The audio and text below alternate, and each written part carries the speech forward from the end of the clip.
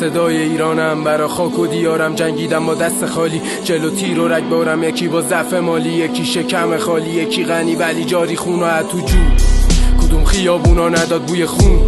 زدی ضربتی نوش جون کن. فقط جوری زدی که یه دونه اسم موند ازش، نداشتید شرف. سردی تنشو که حس کرد پدر، رقص مادرها روی پیکر پسر. برام عادی نشده ولی قسم به نام مقدس وطن آروم نمیشینم تا اون نمیگیرم از موشای کثیف. چشا خون میچکه از جنازه عزیز. صدا ناموس میاد شبا کابوس نمیذاره خوب بخوابی، چون قاتلی باید تو لونه باشی. رو پیروز میشیم تو روز تاریک. سنگر ملت جدول خونی بد زخمی شدن کرد پیشونیانشون.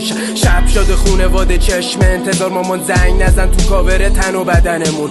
صبح شده کامیونا صف کشیدن، بچم کجاست بغل بگیرمش. ترسیده حتما بچه پیدنش، چرا چشماش بازه ولی حرف نمیزنه. خونی پیرنش سوراخ بدنش، خونی پیرنش چرا سوراخ بدنش. چشمم خالی از اشکم شدن، کینه ای بودم الان بدتر شدم. اینا کافرای مومن صفتن که حامی مجری دلغک شدن. خستم جوری که نه حرف میزنم، حرفم زدنی که بد میزنن. خدا زبون داده که تو لالمونی بگی، حتی سر همین حرف منو شب میبرن.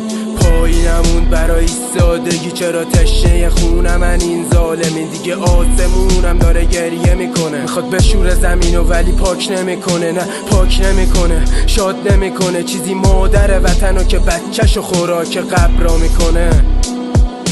ساده نیستم